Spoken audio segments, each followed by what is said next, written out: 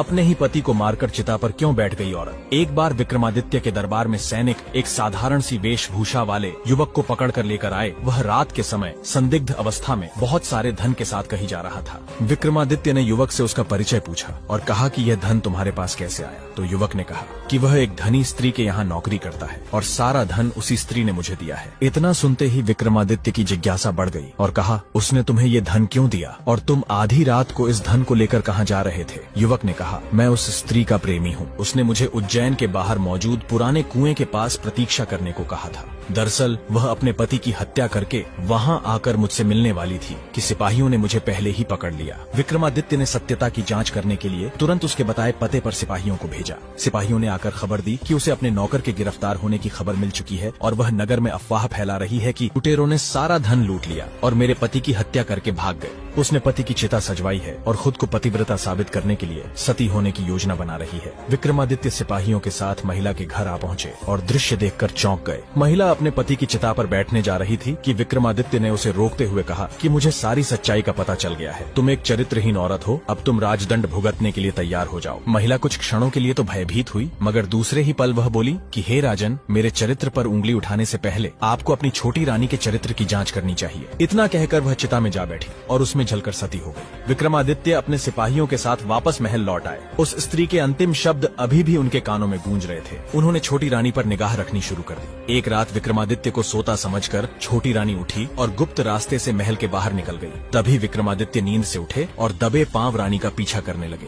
थोड़ी दूरी तय करने के पश्चात वह एक साधु की कुटिया में गई। तभी साधु आया और वह भी कुटिया में चला गया। विक्रमादित्य ने कुटिया में जो देखा वह उनके लिए असहनीय था। रानी को साधु के साथ संबंध बनाते देख विक्रमादित्य की रूह कांप उठी। विक्रमादित्य ने सोचा कि छोटी रानी को वे इतना प्यार करते हैं, फिर भी वह विश्वासघात कर रही है। उनके प्रचंड क्रोध की सीमा न रही। रक्त वर्णित आंखें लिए विक्रमादित्य कुटिया में जा घुसे और उस साधु तथा छोटी रानी को मौत के घाट उतार दिया। जब वह महल लौटे तो उनकी मानसिक शांति भंग हो चुकी थी। वे हमेशा बेचैन रहने लगे। सांसारिक सुखों से उनका मन उठ गया तथा मन में वैराग्य की भावना ने जन्म ले लिया। उन्हें लगता था कि उनके धर्म कर्म में जरूर कोई कमी थी, जिसके कारण भगवान ने उनके साथ ऐसा किया। यही सब सोचकर विक्रमादित्य ने राजपाट का भार अपने मंत्रियों को सौंप दिया और खुद समुद्र तट पर तपस्या हेतु निकल पड़े। समुद्र तट पर पहुंचकर उन्होंने एक पैर पर खड़े होकर समुद्र देव का आह्वान किया। उनकी साधना से प्रसन्न होकर समुद्र देव ने उन्हें दर्शन दिए। विक्रमादित्य ने कहा, हे प्रभु, मैं यहाँ अखंड साधना करना चाहता हूँ। आप मुझे निर्विघ्न साधना पूरी करने का आशीर्वाद दीजिए। समुद्र देव ने उन्हें एक शंख देते हुए कहा कि जब भी कोई दैवीय विपत्ति आएगी इस शंख की ध्वनि से दूर हो जाएगी। विक्रमादित्य ने उन्हें धन्यवाद दिया और समुद्र तट पर एक कुटिया का निर्माण कर साधना करने लगे। विक्रमादित्य ने लंबे समय तक इतनी घोर तपस्या की जिसे देख देवलोक में हड़कंप